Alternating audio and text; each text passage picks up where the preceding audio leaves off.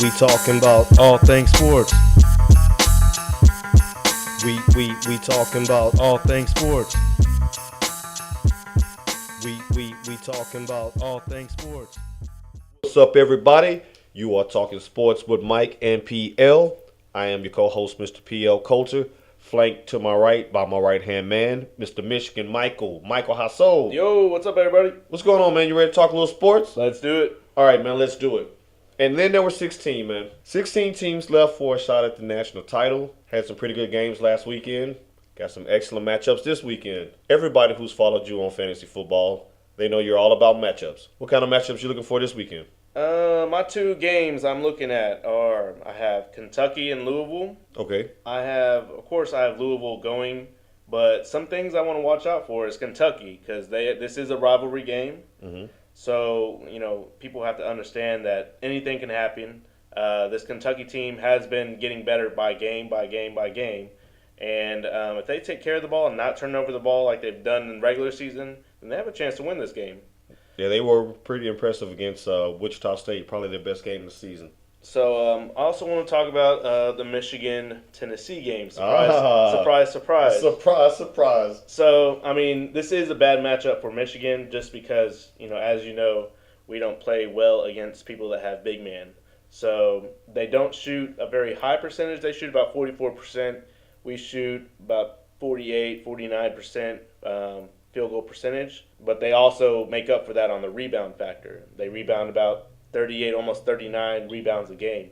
We only rebound about 33 a game. So they don't need to shoot a high percentage when they're getting second chance looks at the basket. So, it can go either way. I wouldn't be surprised if we lost against Tennessee, just the matchup factor. So everyone needs to watch out for that game too. All right, so wait a minute. Who do you have winning that game?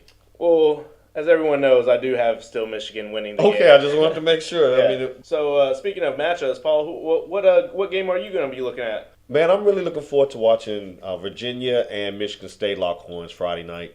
You're looking at Virginia, the number one defense in the entire country. We all know that Tom Izzo's teams are very tough, very physical. Both teams have been playing lights out. Pain for Michigan State has been bringing the pain, but let's see what he does against a good front line. So literally bringing the pain, huh? Literally bringing the pain. So who do you have winning that game then? I like Michigan State to get it done only because of Tom Izzo. I think athletic-wise, I think team-wise, from a talent standpoint, they're pretty even. So I got to give the edge to Izzo in that one. Now, I know that a lot of talk has been about March Madness, and rightfully so. But we talk all things sports here. And the NFL has reached its free agency stage. There's been a lot of things going on with free agency. Anything out there that caught you out so far? NFL, I heard some news about D. Ware. D. Ware is leaving Dallas. D. Ware is the only captain in Dallas, and they didn't re-sign him. They said bye, Felicia. What do you think about this, Paul? They said bye, Felicia. And you know what? And we're coming to you live from the city of Dallas, the great city. I love this city. But there are a lot of Jerry Jones haters out there. You know who you are. And this time... Yeah, he got it right this time. He got it right this time. He had to let the man go. He was getting old. You couldn't afford to pay that man $12 million. And quiet as kept, they did offer him something. We don't know what it was, but the offer was rejected. And true to his word, he released him, right at the start of free agency. He did it in a classy way. He didn't wait. He let him go and get his money somewhere else. And he saved the team some money. Hopefully they'll get younger. Yeah, I saw that. Keep it in the division. I like the Sproles addition to the Philadelphia Eagles. Nice. Running with one of the fastest offenses in the league. You also add one of the running backs that can do anything. He can mostly catch out of the backfield. And knowing Philadelphia, that's all they do mostly with their running backs. The running back has to be able to catch the ball. Looking at McCoy, he runs screens, he runs flats, he runs curls. So, this is going to be a great addition to the Philadelphia Eagles. What do you have going in Tennessee? Well, in Tennessee, we picked up a running back as well, Dexter McCluster, formerly of the Kansas City Chiefs, which basically spells the end of Chris Johnson's days in Nashville, Tennessee. And for the same reasons as D. Ware, you had to give credit to the new coaching regime in Tennessee that's not going to pay him $10 million for 1,000 yards rushing. We just can't afford to do that when you need a new quarterback. So we wish you the best, CJ, and I hope you get your money, player. Now, Last week we told you can always hit us up on Twitter if you had anything that you wanted to talk about sports related. And this week we actually got a hit. Eli in Dallas. Michigan Mike. Michael Vick is now a New York Jet.